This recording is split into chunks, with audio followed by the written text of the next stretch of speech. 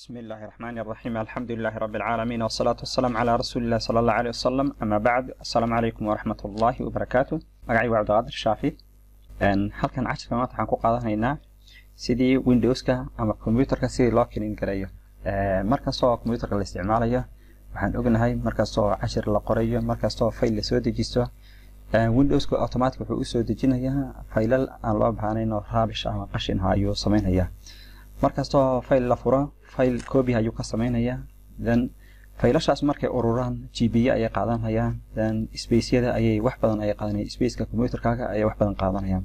sidii looga hortago waxaa loo baahan yahay toddobaadkiiba 2 jeer inaad nadiifiso oo faylasha rubbish-ka ama qashinka inaad ka saarto.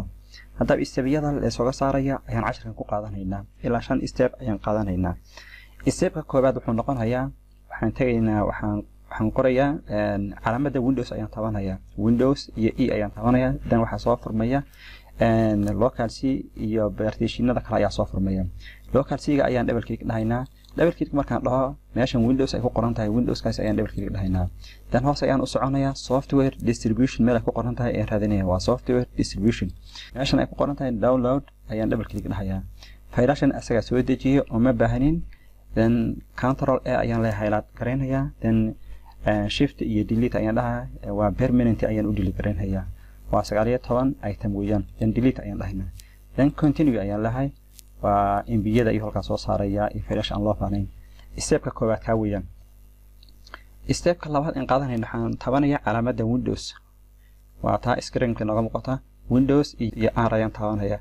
Windows iyo R markaan taabto halkan waxaan ku qorayaa temp, faylasha temporary ay u soo galaya ayaan iska delete gareynaynaa. hadda temp ayaan qorayaa, temp, then continue ayaan leeyahay, then control A ayaan leeyahay, then shift iyo delete ayaan taabanayaa sidii permanent aan u delete gareeyo, then continue ayaan leeyahay. halkan wuxuu soo saarayaa 97 item, then continue ayaan leeyahay, then escape ayaan waxa iska leeyahay.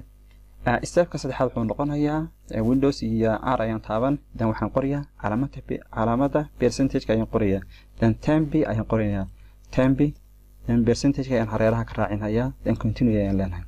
waxana waan delete gareynayaa, waa qashin oo markasta oo computer-ka la furo ayuu faylashan koobiyeenaya, then continue ayaan leeyahay, then continue ayaan leeyahay. step-ka afraad asana wuxuu noqonayaa waxaan taabanayaa Windows iyo R, dan halkan waxaan ku qoraynaa prefetch ayaan ku qorayaa, prefetch, then prefetch markaan qoro okay ayaan leeyahay, okay markaan dhaho then continue ayaan leeyahay, continue markaan dhaho asagana waxana waa qashin waan ka saaraynaa, waxyaalahan oo dhan lama baahno waan ka saaraynaa. step-ka ugu dambeeya wuxuu noqonayaa meeshan search-ga ay ku qoran tahay ayaan waxaan ku qoraynaa disk clean. disk clean markaan qoro, disk clean ayaan qorayaa, disk clean markaan qoro korka ayuu soo saarayaa disk clean, and continue ayaan leeyahay. continue markaan dhaho wuxuu automatic default u soo qabsanayaa partition-ka C ayuu soo qabsanayaa, C markuu soo qabsado then continue ayaan leeyahay, okay ayaan leeyahay, then wuxuu soo saarayaa download-ka waan ka reebaynaa maadaama download-ka cashir aan kusoo dhologalaysanna iyo faylal iyo programmo asaga tigta waan ka qaadayaa, inta aan u baahnayn ayaan tigta saarayaa, dhammaan tigta ayaan saarayaa, xaggana MB-yada isticmaalayeen ay kuu sheegaya hoos ayaan u soconayaa, dhammaan tigta ayaan saarayaa. tigta markaan saaro then continue ayaan leeyahay. halkaas waa muhiim inaad iska ilaaliso download-ka, waa inaad tigta ka qaado, haddii kale wuxuu delete gareynayaa faylashii soo dejisay dhammaan wuu delete gareynayaa, sidii software-hadii ama wax kastoo soo dejisatay oo download-ka kugu jira waa inaad ilaaliso asaga. hadda tigta waan ka qaaday download-ka, then continue ayaan leeyahay ama clean ayaan continue ayaan leeyahay, then delete fileska ayaan taabanayaa, wuu delete gareynayaa asagana, waa ka ugu badan ee qashinka uu ku ururo waa disk clean-kaas.